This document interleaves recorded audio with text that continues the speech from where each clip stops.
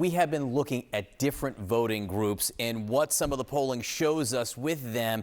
Today we have a really important one for Donald Trump. With me, CNN senior data reporter, professor of numbers, Harry Enten. When we talk about Donald Trump, from the beginning of Donald Trump as a political figure, non-college white voters who did not go to college have been one of his key demographics. It's been a key demographic for him. It's been his base.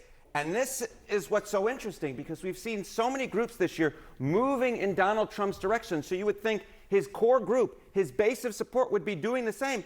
But in fact, it's moving a little bit away from him. So this is Trump's margin with non-college white voters. Unlike most voting blocs, this group is not moving towards him. It's actually moving slightly away. So you go back 8 years ago, he won him by 33. You go back 4 years ago, he won him by 31. Now what we look is we see that in the latest average of polls, he's only up by 27. Now that may not seem like a lot, but given that we're seeing these double-digit gains, say among black voters or among Hispanic voters in some of the polls, the fact that we're seeing this core group of supporters actually moving away from him, not just off of the 2016 baseline, but the 2020 baseline as well, I think that's a rather interesting development. Shrinkage, as Donald Trump might say, based on what he said the last few days. Why could even a small difference with this group matter? Why can a small difference with this group matter? Because look at what percentage of the electorate that they make up. So we can look nationally, right? Look at this. Non-college white voters make up 40% of the electorate. That's more than college whites at 29%.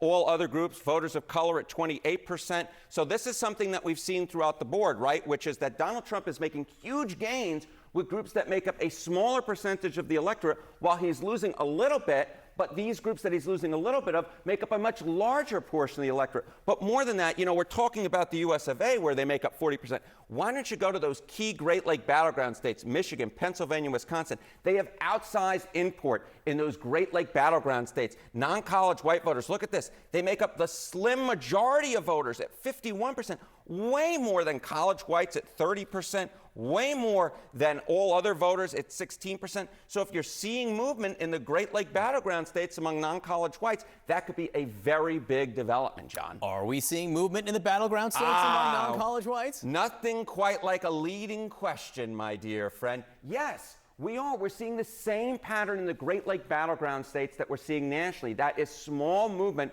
among non-college white voters. Again, you see it back in 2016, Donald Trump won him by 25. You see a small movement in 2020, Donald Trump winning him by 22.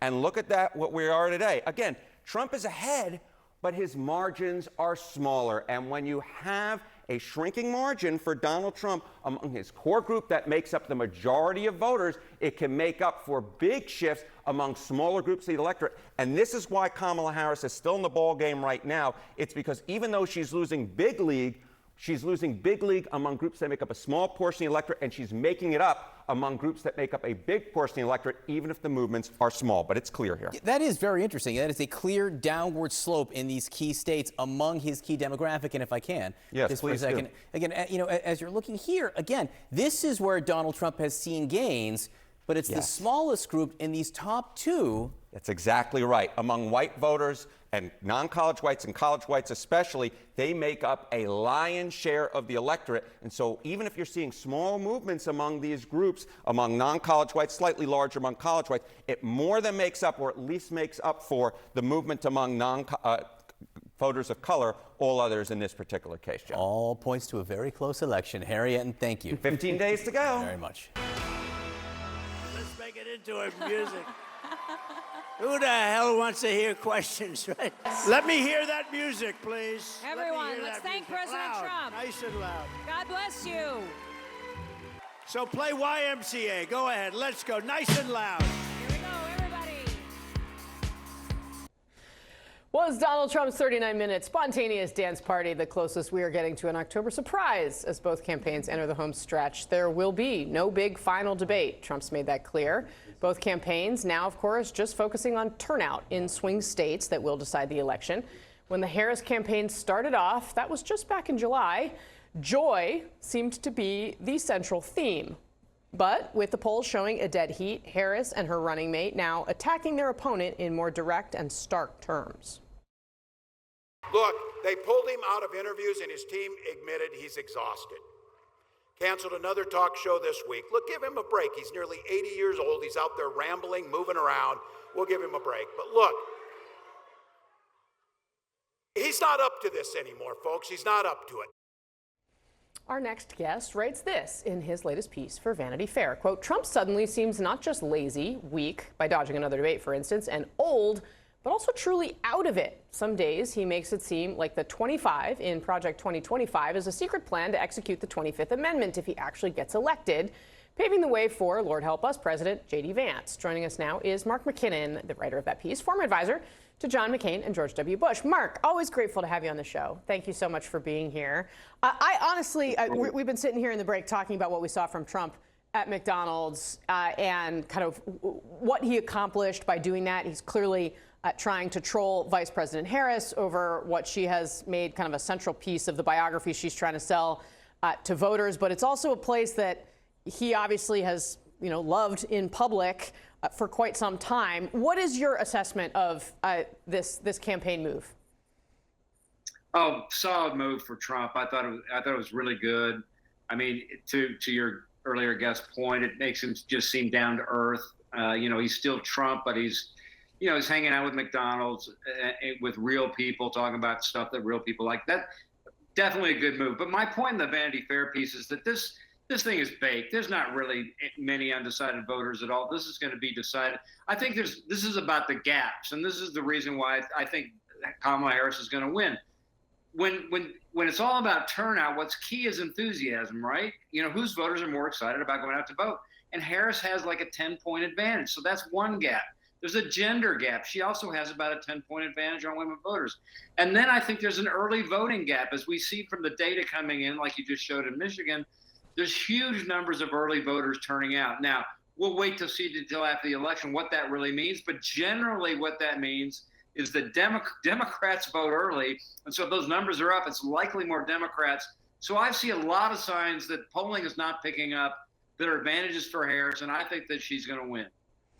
So, Mark, I absolutely take your point, and obviously I put a lot of stock in kind of how you think about these things. I guess I have two questions. You mentioned a gender gap. We're also seeing it's really a double gender gap, right? Men are really going for Trump in significant ways, and I'm interested to know how you think that interacts. But also this question of, now when I talk to sort of my smartest Republican sources, historically, they would say, if you're getting a voter off the couch who basically never gets off the couch, that person is a Democrat. And that is going to be different this time, that it's likely that person is a Republican. I'm curious what you think that means in terms of early voting and how that impacts things. Great question. Let me handle them both. Number one, I'm in Georgia today, and I'm going to Athens tomorrow for a Charlie Kirk Turning Point rally. So just sort of counter to my own narrative, there's a reality out there that there are huge numbers of young men turning out for Trump. And these Charlie Kirk campus rallies, you just see a sea of young men and a sea of red hats. So this conventional wisdom that on college campuses it's all women and they're all voting for Harris. Well, go to a Charlie Kirk rally. I'll be there tomorrow and I can report next week about what I actually saw. The low information voters is a good point too. But I just don't think that I understand that everybody's going after those low information voters, but not a lot of them vote. I mean, that's why they're low information voters. They don't normally turn out. And I just don't think if they're not excited about Donald Trump before, I don't know why they would be now. So you fish in the pond where the fish are. And I think that's where Harris is going.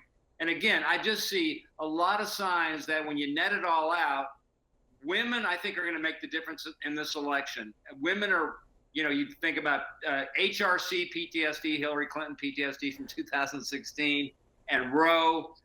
You add that up, I think that creates a real advantage among women and a bigger gender gap. Yes, there's a gender gap with men with Trump, but it's a much larger gap for Harris. And I think they're the ones who are truly excited, Casey. Mark, what do you make of, I take your point that you think Harris is on track to win here. And I'm not trying to take away from that at all. What do you think is going on with Harris people who are saying behind the scenes, in a way, and you can see it in the changes they've made in their strategy, right? Putting her out in these interviews, making her more accessible, taking more risks. That's usually how people who are behind behave in a campaign, right? It's Trump that's pulling out of interviews, trying to, do more controlled settings to take fewer risks. What does that say to you about where they think they are? It says to me that it's a smart campaign. Casey, there's only one way to run a campaign. You can either run scared or unopposed. She's opposed, so you run scared. You always run like you're 20 points down. The problem in 2016 is the Clinton campaign didn't do that. That's why I say there's HRC PTSD. People are not going to make that same mistake. They're going to run like they're behind. You got to run through the tape. And that's exactly what the Harris campaign is doing, and I think it's really smart. Yeah, really interesting. All right, Mark McKinnon, I'm anxious to hear what you see in Athens, Georgia. Come back next week. We'll talk soon.